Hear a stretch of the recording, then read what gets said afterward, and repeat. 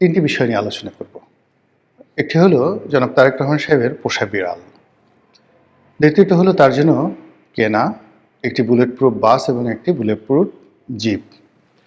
আর ৩ নম্বর হলো যে এই মুহূর্তে পত্রপত্রিকা, মিডিয়া এবং আন্তর্জাতিক মিডিয়া তারা জনাব তারেক রহমান সাহেবকে বাংলাদেশের ভবিষ্যৎ প্রধানমন্ত্রী হিসেবে অভিহিত করেছে। তো এই বিষয়গুলো আমাদের রাজনীতিতে কী নেতিবাচক প্রতিক্রিয়া তৈরি করতে পারে এবং আগামী দিনের রাজনীতিতে কীভাবে অশনি সংকেত তৈরি করতে যাচ্ছে, এই বিষয়গুলো নিয়ে আলোচনা করব।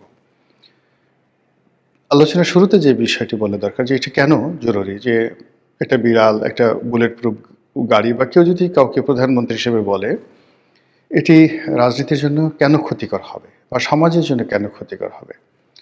প্রথমত কনক্লুশনটা দিয়ে নেই। যখন আপনার এই সমাজে অনেক বড় বড় গুরুত্বপূর্ণ সমস্যা থাকবে, সে সকল সমস্যা বাদ দিয়ে আমরা যখন ছোট ছোট সমস্যা নিয়ে নাচানাচি করব, যখন আপনার কাছে খুব মহামূল্যবান সামগ্রী থাকবে, সেই মহামূল্যবান সামগ্রী আপনি ডাস্টবিনে অর্থাৎ ভাগাড়ে ফেলে দিয়ে ভাগাড়ের ময়লাগুলো নিয়ে আপনি আনন্দ করবেন, উল্লাস করবেন এবং ময়লাকে আপনি ভালোবাসবেন, আবর্জনাকে আপনি ভালোবাসবেন, তখন সেটা কী ধরনের বিপর্যয় তৈরি করতে পারে সমাজে, সেটা ইতিহাসে লিখিত রয়েছে। আপনারা জানেন যে পৃথিবীতে অনেক কলহপ্রবণ জাতি ছিল, যারা মহাকালের পুরোটা সময় ধরে পরস্পরের সাথে কলহ বিবাদ করেছে। তারা বেশিরভাগ সময় অন্য জাতিগোষ্ঠীকে হিংসা করেছে এবং শত্রুতা সৃষ্টি করেছে সবার সঙ্গে। আর যখনই তারা সময় পেয়েছে নিজেরা দ্বন্দ্ব এবং সংঘাত করে হাজার হাজার বছর ধরে এই পৃথিবীতে বহু বিপর্যয় সৃষ্টি করেছে এবং ক্ষেত্র বিশেষে এমনও হয়েছে যে মহান আল্লাহ রাব্বুল আলামিন বেশ কয়েকবার আসমানি গজব দ্বারা পুরো সেই জাতিটিকে ধ্বংস করে দিয়েছেন। এর মূল কারণ ছিল যে তারা বিতর্ক করত, তারা ঝগড়াঝাটি করত এবং অহেতুক যে বিষয়গুলো দরকার নেই সেই বিষয়গুলো নিয়ে তারা বারবার নিজেদের মধ্যে দ্বন্দ্ব, সংঘাত, মারামারি, কাটাকাটি, এমনকি যুদ্ধ বিগ্রহ পর্যন্ত করত। জাতিটির নাম বনি ইসরাইল। বনি ইসরাইল জাতি একটি বাছুর নিয়ে, মানে একটি গরুর মূর্তি, সেই গরুর মূর্তি নিয়ে কি পরিমাণ যুদ্ধ করেছে, 10 লাখ লোক পরস্পরের সাথে কিভাবে যুদ্ধ করেছে সেই কাহিনী পবিত্র কালামে পাকে বর্ণনা করা আছে।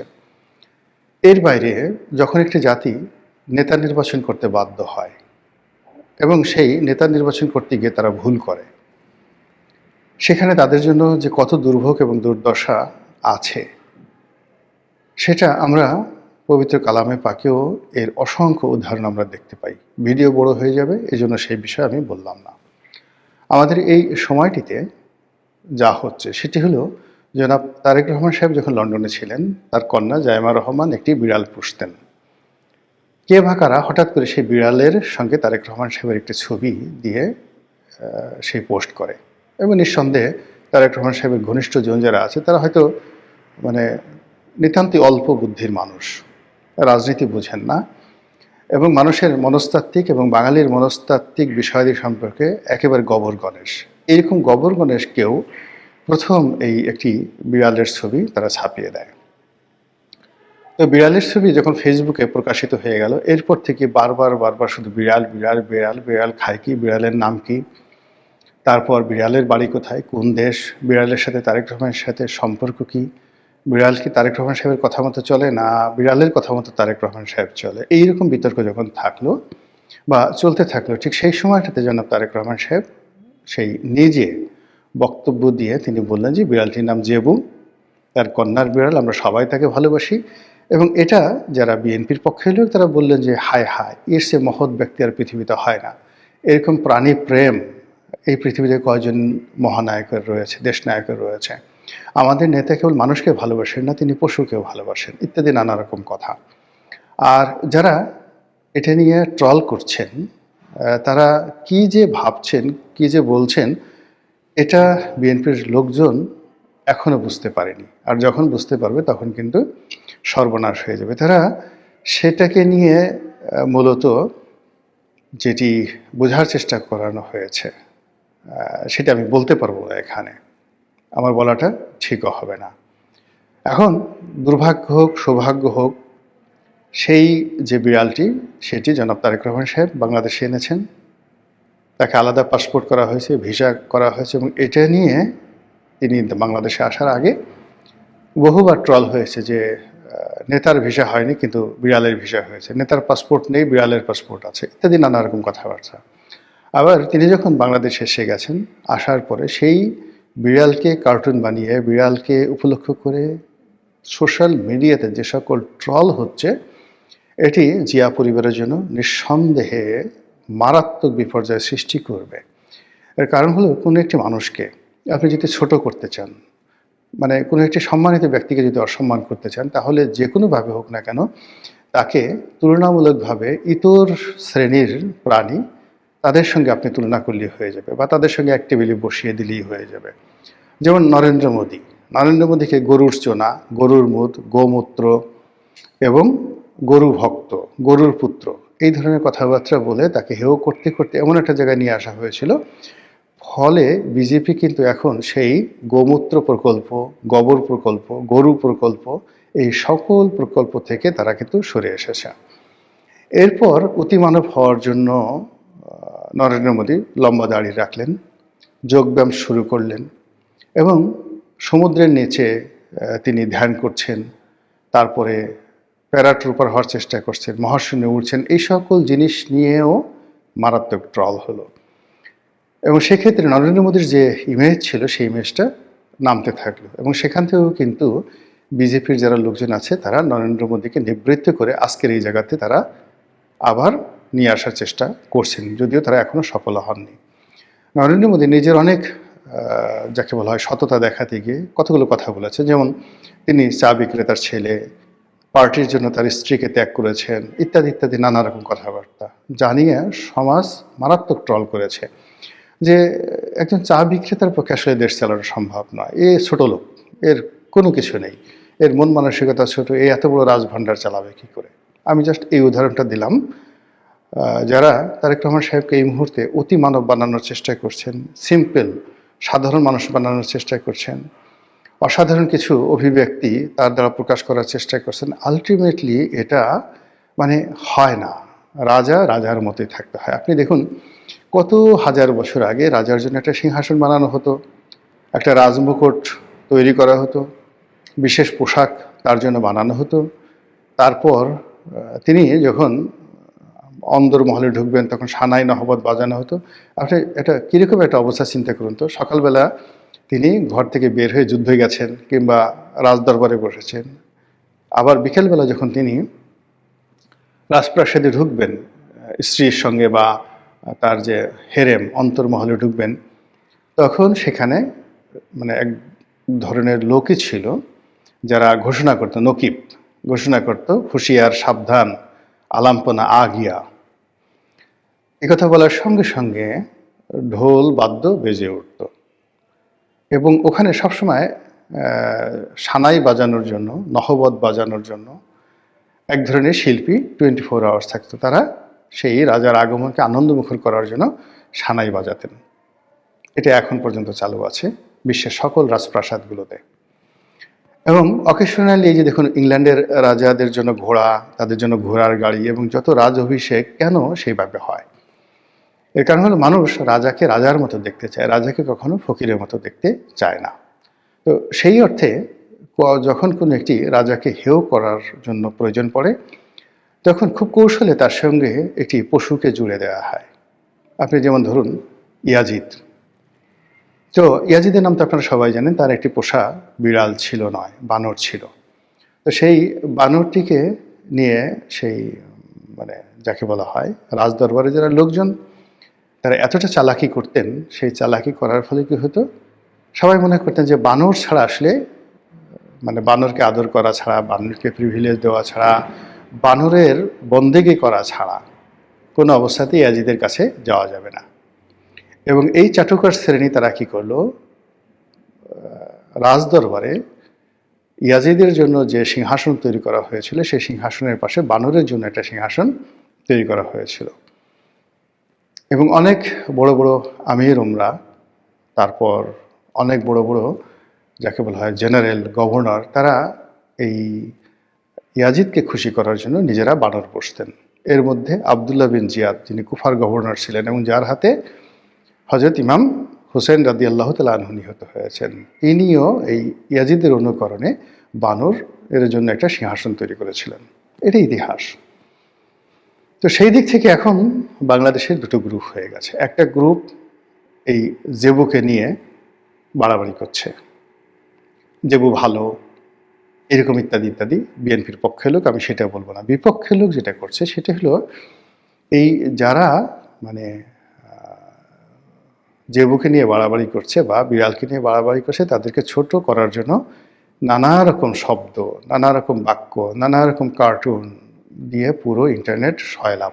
দেখা যায় না, শোনা যায় না এই জিনিসগুলো।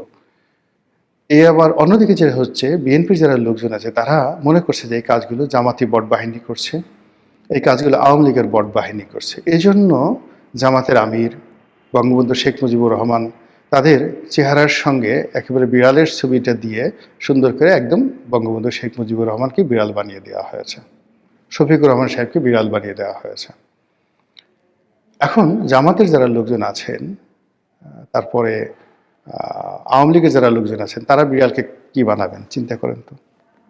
কার্টুন দিয়ে, ভিডিও দিয়ে কি বানাবেন? ফলে কি হলো, এই যে এখন তারেক রহমান সাহেব আসছেন, দেশে একটা পরিবর্তন হবে, একটা নির্বাচন হবে, সব বাদ দিয়ে সবাই এই বিড়াল নিয়ে ব্যস্ত হচ্ছে। এটা এই যে রাজনীতিটা যে বিরাজনীতিকরণ হয়ে যাচ্ছে, রাজনীতির ময়দানে সব গুরুত্বপূর্ণ প্রশ্নের পরিবর্তে যে বিড়ালের কথা, বিড়ালের চাহিদা, বিড়ালের খাবার দাবার, আহার, বিশ্রাম, নিদ্রা, পায়খানা, প্রস্রাব ইত্যাদি নিয়ে কথাবার্তা হচ্ছে। এর অর্থ এই জাতি আরো বড় একটা রসাতলের মধ্যে পতিত হওয়ার জন্য নিজেদেরকে প্রস্তুত করে ফেলেছে। এই যে বিড়াল নিয়ে জনাব তারেক রহমান সাহেবকে নিয়ে যে আদিক্ষেতা হচ্ছে পক্ষে, তার পক্ষে যে আদিক্ষেতাগুলো হচ্ছে, এটা হাইয়েস্ট 3 থেকে 4 দিন থাকবে।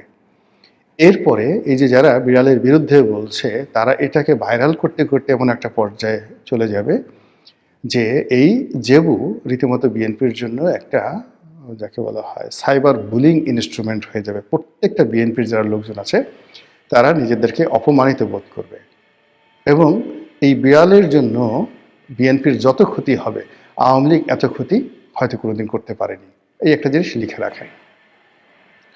কাজেই এটা নিয়ে প্রথম দিন থেকে যারা মানে কাজ শুরু করেছে এবং এখন পর্যন্ত এটাকে যারা প্রিভিলেজ দেওয়ার চেষ্টা করছে, তাদের ব্যাপারে বিএনপির যারা কেন্দ্রীয় নেতৃত্ব রয়েছে তাদেরকে সতর্ক হতে হবে। আর দ্বিতীয়ত এই বিষয়গুলো থেকে কিভাবে বের হয়ে আসা যায় সেই বিষয়গুলো চিন্তা ভাবনা করতে হবে, otherwise that will create a huge problem. দ্বিতীয় যে বিষয়টি সেটি হলো তারেক রহমান সাহেবের জন্য বুলেট প্রুফ গাড়ি আর বুলেট প্রুফ বাস। এখন এটা নিয়েও নানা রকম ট্রল হচ্ছে। জামাতের আমির বলছে আমাদের কোনো বুলেট প্রুফ গাড়ি, বডিগার্ড, গানম্যান কিচ্ছু দরকার নেই, আমাদের জন্য আল্লাহই যথেষ্ট।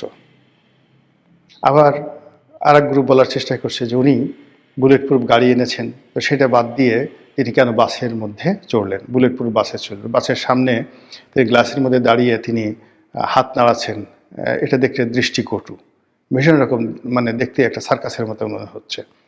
তো এই যে কথাগুলো হচ্ছে, তারেক রহমান সাহেব এত কষ্ট করে আসছেন, তিনি সে দীর্ঘ জার্নি করে প্রথমে সিলেট থেকে ঢাকা বিমানবন্দর থেকে আবার সভাস্থলে আসা, কন্টিনিউয়াসলি 48 থেকে 56 ঘন্টার তার শরীরের উপরে ধকল শুরু হয়েছে। এর কারণ হলো লন্ডনের 17 বছরের একটি সংসার ছেড়ে আসার জন্য তাকে অন্তত 24 ঘন্টা আগের থেকে তাকে প্রস্তুতি নিতে হয়েছে। এরপরে লন্ডন থেকে সিলেটের দীর্ঘ জার্নি, সেই সারা রাত জার্নি করে আবার সেখান থেকে ঢাকা আসা। তো সব মিলিয়ে এই যে এত একটা ক্লান্ত শরীর নিয়ে তিনি যে সভাস্থলে আসলেন, এই বিষয়গুলো ধামাচাপা পড়ে গেল তার এই বুলেট প্রুফ বাস এবং বুলেট প্রুফ গাড়ির জন্য। এখানে একটা ব্যাপার হলো যে মানুষের দৃষ্টি আকর্ষণ হয়, বিতর্ক তৈরি হয়, এরকম কোনো জিনিসই যাওয়া উচিত নয়, যেটি এই মুহূর্তে ক্রিটিক্যাল টাইমে যেটা সহজাত। যেমন তিনি যদি তার সাধারণ গাড়িতে আসতেন, এমনকি তার ওই বুলেট প্রুফ গাড়িটাতেও আসতেন, এটি নিয়ে কোনো কথাবার্তা হতো না। কিন্তু যখনই এরকম একটা বুলেট প্রুফ আসলো, এটা নিয়ে এক ঝামেলা। 2 নম্বরে আবার বুলেট প্রুফ বাসে কেন উঠলেন? 3 নম্বরে তিনি যখন মঞ্চে উঠলেন, মঞ্চে ওঠার পরে তিনি সাধারণ চেয়ারে বসার চেষ্টা করলেন, প্লাস্টিকের চেয়ারে বসার চেষ্টা করলেন। এই জিনিসগুলো অতি মানবিকতা, অতি ভদ্রতা, যেটা এই সমাজ গ্রহণ করে না। গেল এটা নিয়ে বিতর্ক, এবং এই বিতর্ক করার ফলে কি হলো, পুরো তার যে বক্তব্য, ওখানে লোকজনের উপস্থিতি, এটার যে ভাব গাম্ভীর্য, সব কিছু বাদ দিয়ে এই দুটো বিষয়, বুলেট প্রুফ গাড়ি এবং তিনি প্লাস্টিকের চেয়ারে বসেছেন, এক পক্ষ বলছে এটা ঠিক হয়েছে, আর এক পক্ষ ঠিক হয়নি, এটা নিয়ে তর্ক বিতর্ক যখন হচ্ছে, আলটিমেটলি তার যে ওয়েট, এই ওয়েটটা কিন্তু লস হয়ে যাচ্ছে। থার্ডলি, তাকে ভবিষ্যৎ প্রধানমন্ত্রী হিসেবে যে কথাগুলো বলা হচ্ছে দেশের পত্রপত্রিকার মাধ্যমে, মূলত রয়টার্সের একটা রিপোর্ট, সেখানে রয়টার্স যেভাবে বাংলা ইংরেজি করেছে, সেই ইংরেজির বাংলা দাঁড়ালে যে এই মুহূর্তে বাংলাদেশের জনগণ যারা আছে তারা তাকে ভবিষ্যৎ প্রধানমন্ত্রী হিসেবে মনে করছে, বাংলাদেশের জনগণ। আর জনাব তারেক রহমান সাহেবের যারা পক্ষে লোক, তারা বলার চেষ্টা করছেন যে বিদেশি পত্রপত্রিকা, গণমাধ্যম, রয়টার্সের মতো আন্তর্জাতিক মাধ্যম জনাব তারেক রহমান সাহেবকে বাংলাদেশের ফিউচার প্রধানমন্ত্রী হিসেবে আখ্যায়িত করেছেন, কাজেই তার প্রধানমন্ত্রী হওয়া ঠেকায় কে? আর ওটার অনুকরণ করে বাংলাদেশে যারা ইন্টেলেকচুয়ালি কারাপ্টেড পত্রপত্রিকা, তারা তারেক রহমান সাহেবকে ছোট করার জন্য তাকে ভবিষ্যৎ প্রধানমন্ত্রী হিসেবে সম্বোধন করছেন। এটা বলতে গেলে এক ধরনের পাম দেওয়া, বাতাস দেওয়া, এবং যখন কাউকে বাতাস দেওয়া হয় তখন সে তার ওজন হারিয়ে ফেলে এবং সে উড়তে থাকে। এটা যে কোনো মানুষই, এমন কোনো মানুষ নেই যে চাটুকার দ্বারা ক্ষতিগ্রস্ত হয়নি। বড় বড় মানুষ, এবং মাঝে মধ্যে খলিফা আল মনসুরের মতো মানুষ, আপনারা জানেন আব্বাসী খলিফাদের মধ্যে যিনি সবচেয়ে মশহুর, যিনি এই আব্বাসীয় ডাইনেস্টির প্রকৃত প্রতিষ্ঠাতা বলা হয়, খলিফা আল মনসুর। তো খলিফা আল মনসুর হলেন বাদশাহ হারুন আর রশিদের দাদা। বাদশাহ হারুন আর রশিদের বাবার নাম খলিফা আল হাদি। খলিফা আল হাদির বাবার নাম হলো আবুল মনসুর, খলিফা আল মনসুর। তো তার বড় ভাই আবুল আব্বাস আস সাফা, যিনি এই যাকে বলা হয় মানে সাম্রাজ্যটি প্রতিষ্ঠা করেছিলেন। তো খলিফা আল মনসুর তিনি প্রায় পাগলের মতো হয়ে যেতেন এই চাটুকারিতা শুনতে শুনতে, এবং তিনি বুঝতেন যে আমি যদি এইভাবে চলতে থাকি, তাহলে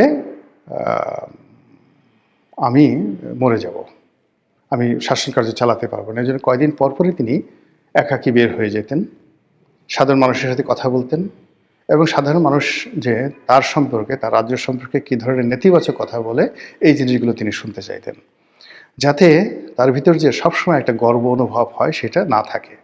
আর দ্বিতীয়ত, তিনি খুঁজে খুঁজে অলি আল্লাহ, গাউস কুতুব এবং ঠোঁটকাটা প্রকৃতির সৎ মানুষ, তাদেরকে রাজদরবারে আনতেন এবং প্রকাশ্য রাজদরবারে দাঁড়িয়ে তাদেরকে বলতেন আমার সম্পর্কে সমালোচনা করো।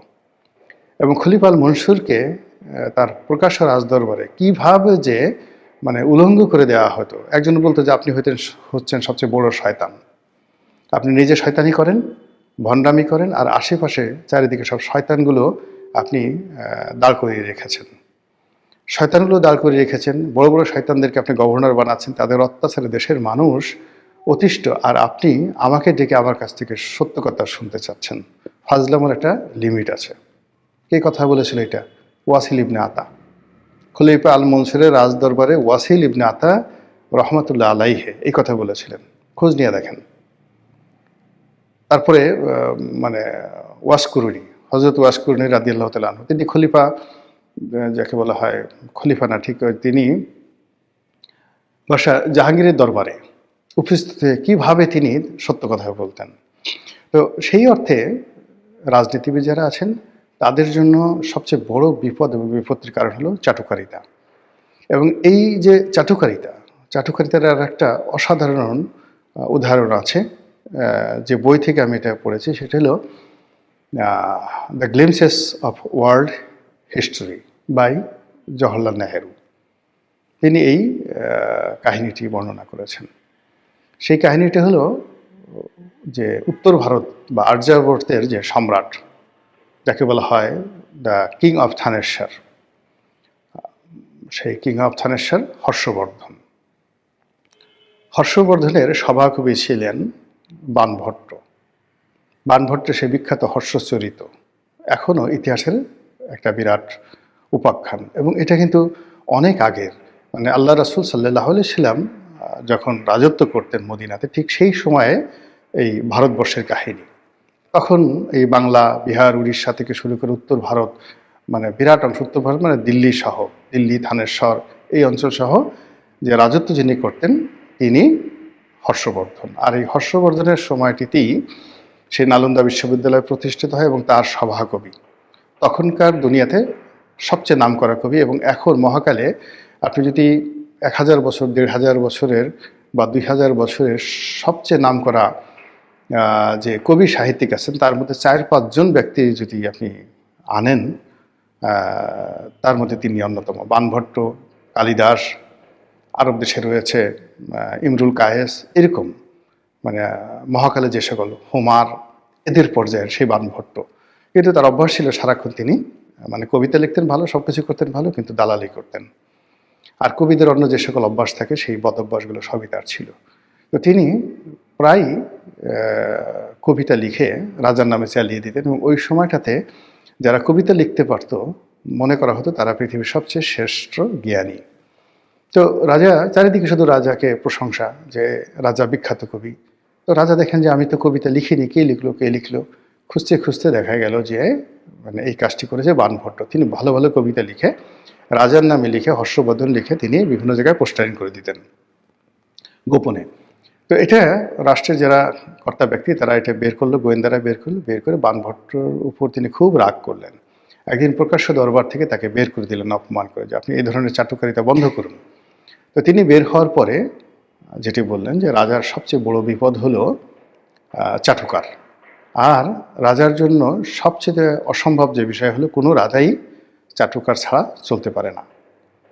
তো এই যে হর্ষবর্ধনের এই বিখ্যাত কথা আজ থেকে 1400 বছর আগে তিনি বলেছেন এবং সেটা লিখিত আছে।